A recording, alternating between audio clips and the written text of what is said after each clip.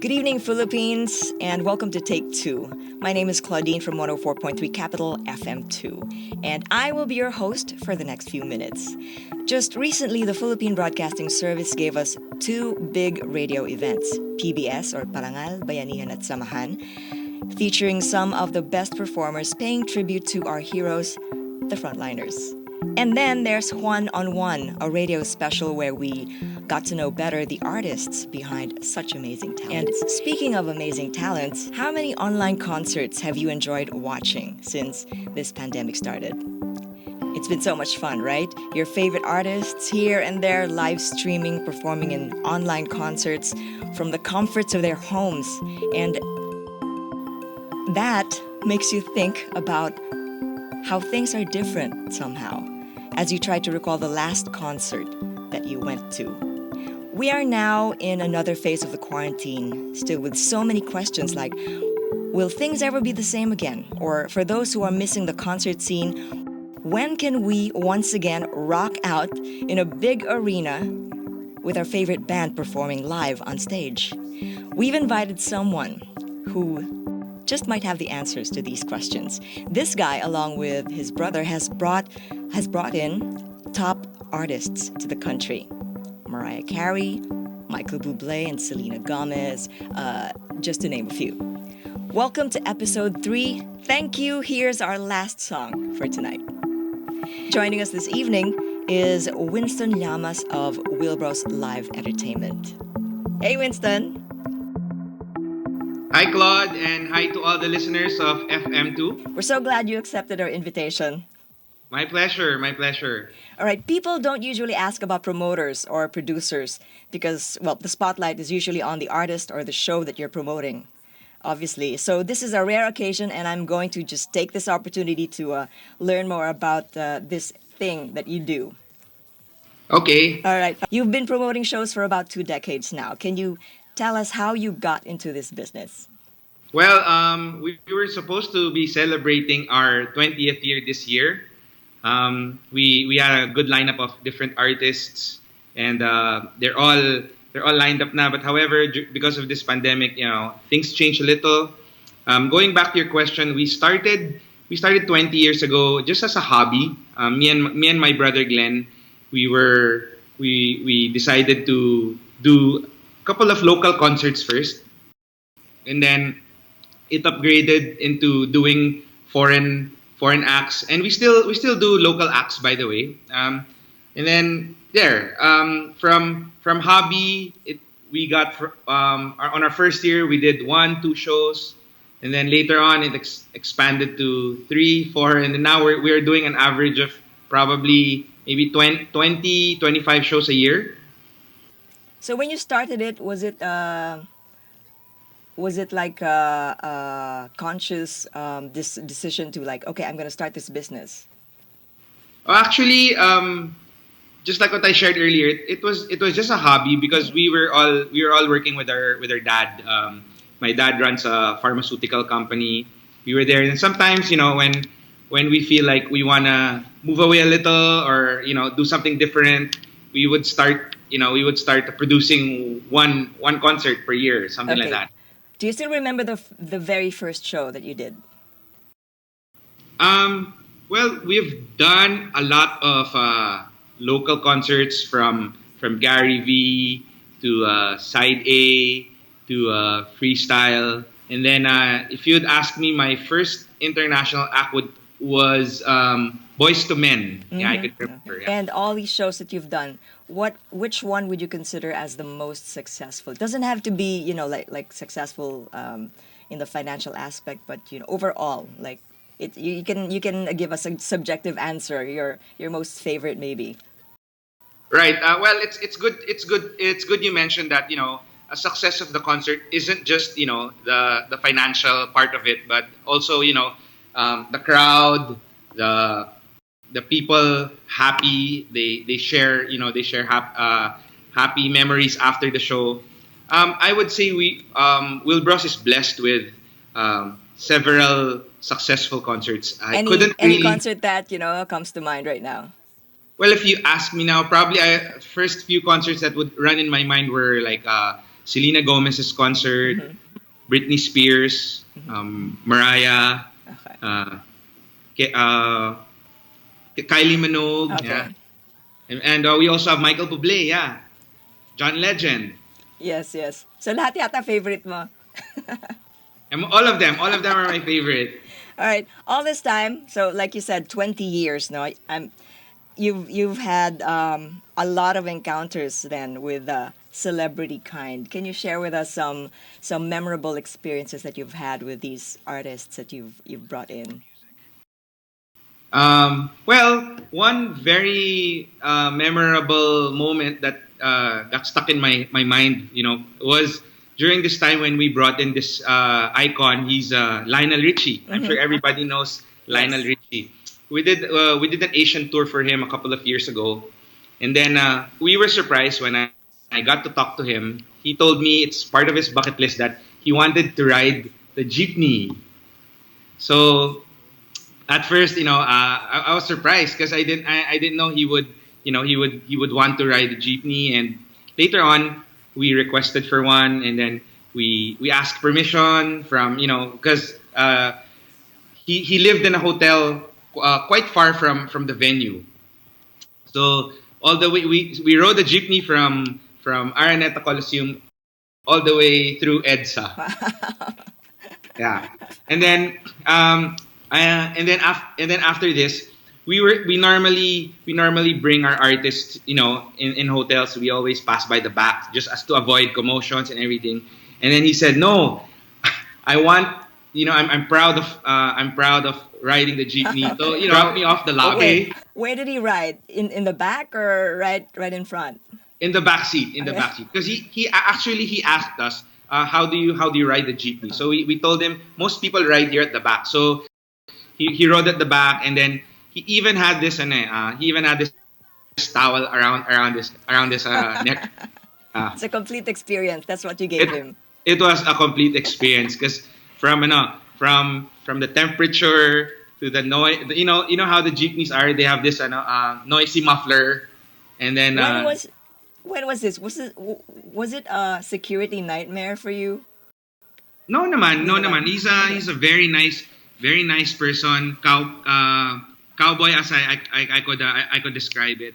He's game for anything. We even made him eat all these Filipino delicacies, and walang arte. He'd go for it. Okay. All right. Sounds like a pretty cool guy, no? Si Lionel. This was before he started hosting American Idol, right? Yes, yes. All right. About my next question is about those special requests that you get from artists, because when you close the deals, their contracts, they usually have like writers, diba? Artist writers, mga technical writers for the production setup.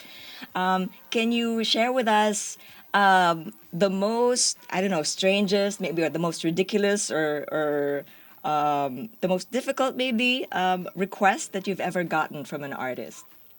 Mm, well, actually, from the beginning, it used to be something very challenging for us. I'm glad, I'm blessed with a great team. The Wilbros family team is so resourceful, so creative. So all these riders now, I mean, they're trying their best to satisfy as much as we can. Um, all these requests starts from as simple as a certain brand of bottled water that's not available here, and sometimes we have to uh, get it from another country and Oh, bring it all over, okay. and then all the way to some. I just won't name the artist na lang. Okay. But there are some requests. Like there was one request that an artist wanted a certain warm temperature in his room, in her room. Okay. So we brought in we needed to look for a heater, and naman in the Philippines, no one sells heaters here as much as in other cooler countries. Okay. So How warm or hot did he or she want the room to be? if I could remember, it was around 32, 33 degrees. That's quite super Yeah, warm. I really don't know the science about it, Uh-huh. but according to the road manager, it was something to do with the artist's For the voice. voice. Ah, okay, okay. So of course, we respect it, and as much as we can, we would like to satisfy it. And of course, we're blessed that we were able to find the heater somewhere out there. A friend of ours helped Yes, us. I think I remember you're telling us it was difficult because hotels don't usually have heaters here Oh in the yeah, Philippines, here in the Philippines. I mean, that would be probably the last thing that would come in your mind, buying a heater in the Philippines. right? Okay, now let's talk about the current situation. Um, when COVID-19 hit us, one of the many industries that suffered a major blow was, of course, the entertainment business. How is the current situation affecting your livelihood? Because I know this started as a hobby, but right now you're doing this full time, right? Yes, yes.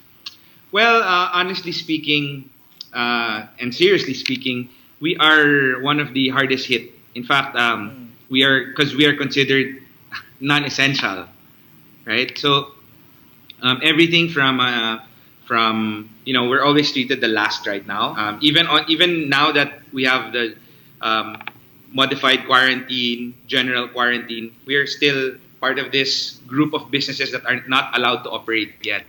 So I would say we're really badly hit. I see. And how do you manage that? But because I remember when we talked before, you mentioned something like you've been blessed with a uh, really shall we say productive years with really great shows in the Yes. past, and you're saying that right now you're still capable of actually helping other people out. Yes, actually, since you asked that question, Mhm. well, to be honest with you, currently now, since we don't have shows, Yes. I mean, there's nothing. I mean, we can't run a live show. Mhm. We're not allowed to do it by law, and of course, even if we're allowed to do it at the moment, of course, we're also very cautious because we don't want to get people sick and all these things. So at the moment, our team is very busy trying to help out because just like what I shared with you before, we were blessed with good concerts in the past few years. So I believe parang at this time of pandemic, it's just right for us to also give back. So keeping us busy right now is we are now helping out by doing some food distributions in our area, going out to some other LGUs and donating face shields, face masks, and all other essential things that our frontliners would need. That's really good to know, Winston. But that being said, how long do you think your company can manage not having or promoting or producing shows? You know what? Really, I really don't know how far can we last, Yeah. but all we're doing now is we're lifting up everything to the Lord. We're praying. We're hoping that everything will be fine in the very very near future. Hoping that there would be a vaccine that could solve this pandemic and bringing back everything to the old normal. I mean, this new normal thing, I believe, and I'm positive enough to say that this is just temporary. Right. All these social distancing, all these putting of face masks, and antiseptics and everything. But I believe in the near future, once we find the vaccine, once again we Yes. can start hugging each other, Right. shaking each other's hand again, just like before. Right. Yeah. But until then, you mentioned But about you until then. mentioned you mentioned having a new normal. What changes do you think are going to happen to the live concerts after the quarantine? Because the COVID-19 will still be there, right? But what kind of challenges will promoters like you or artists or even the audience will face? Yeah, you're right. I think as they say, COVID-19 will be here forever until we just find a vaccine, so that every time someone gets it, there's a cure. But for now, I'm sure the concert scene will change. The ball game will be a little bit different, Ano and yung nakikita mong parang this time it's going to be different. Yeah, I think we were fortunate enough this year. We were still able to produce a few concerts early in the first quarter before the pandemic really got badly hit the country. We were able to do Pentatonics early February, and we were also able to do Boys Avenue as a Philippine tour, wherein we brought them to Pangasinan, Cebu, Davao, and also here in Manila. So more or less, we already are a bit equipped on a little bit of know-how how to run a show. Like we did all the things that the government mandated us to do. We did pre-screening, the temperature checks. We also had everyone put a face mask. It's like a no face mask, no entry Because policy. sorry to interrupt. This was around February, right? People are February. beginning to be aware of the virus already. Yes, actually during that time, the virus was it was in the news, but it wasn't that serious yet in the Philippines. So we were still able to execute these concerts. Okay, so please continue. So masks. So going back, we were able to follow government's mandatory request of having everyone put a face mask, no entry. We also did pre-screenings. We also placed antiseptic and alcohols all over the venue. So if anybody needs, a quick wash. And as a bonus, we also placed a nursing station in front of the venue in case something might happen to anybody. So we just keep ourselves prepared. And I guess adding to that, if any concert would come anytime soon, probably an additional thing would be social distancing. I don't know how that's gonna happen, but it's gonna be something like someone is seated here, and then maybe 2 seats apart, and then another person. So basically, it will reduce the number of people inside the concert venue. Right. So that's going to be like something that you just have to accept. So fewer people in the venue then. Fewer people. It's So a definite thing that's going in to that happen. way, we don't know how it will make sense in terms of business. If it will still be worth it, That's or if you tell the artist that we're doing it in an right. arena, Right. just a But just quarter of people right. coming in because of we still don't know. We're still studying it. Yeah, saying that, my next question is actually about that one. How do you think then can the live entertainment industry survive this pandemic if we're going to do all these changes in future events? I think the key to that as of the moment is cooperation with everybody, from supplier to producer to artist. If everybody will cooperate, like probably since there are less people in the venue, maybe the artist management would understand. They would probably lower their costs, so that we can put social distancing, venue costs, suppliers costs. Maybe if everyone cooperates and get to something, a common ground, I think it's still very very possible. I see. Because just like what I told you, Claude, it's very different from having a live concert and something online. Yes, I agree. I agree. Um, all right. Just so the concert goers or those who are really love going to live concerts would have something to look forward to. Let's talk about what your plans are in case the quarantine is lifted already. I know you're celebrating your 20th anniversary with a series of you were planning at least to have a series of really big shows. Can you give us the names of who are supposed to be in that lineup? Oh, sure, no problem. Actually, we've already announced before the pandemic happened and all these quarantine, ECQs and GCQs. We've already announced Avril Lavigne and Pussycat Dolls, and we also announced Sarah Brightman, and it's a new Canadian singer. His name is Rule, Ruel. Yeah. Okay. And there's more down the line, but I'd rather have these first Yeah. few artists out first, and hopefully as soon as the go signal from the government, and once we see that everything is clear and people are ready, maybe we can start contacting these management again and setting up dates again. Yeah, I'm definitely looking forward to that time. Same, Okay. same, I same wish here. we have more time, Winston, but it was really nice of you to do this with Of us. course. My pleasure, my pleasure, It's Claude. been a very enlightening talk. Thank you so much for your stories and your insights. Well, I hope you got enlightened, and all our listeners too. Yes, yes, yes. Thank you so much. The last song you heard from the last concert you went to won't be the last song you'll hear live. Things may not go back to exactly the way they were before the pandemic, but as our guest Winston has said, the live entertainment industry will rise up again, adapt to a new norm, and continue to thrive because we will always love music and we will always enjoy hearing it performed live. Tune in again tomorrow at 8 in the evening as our very own Jeremiah Jr. talks to a lecturer whose expertise is in the music industry.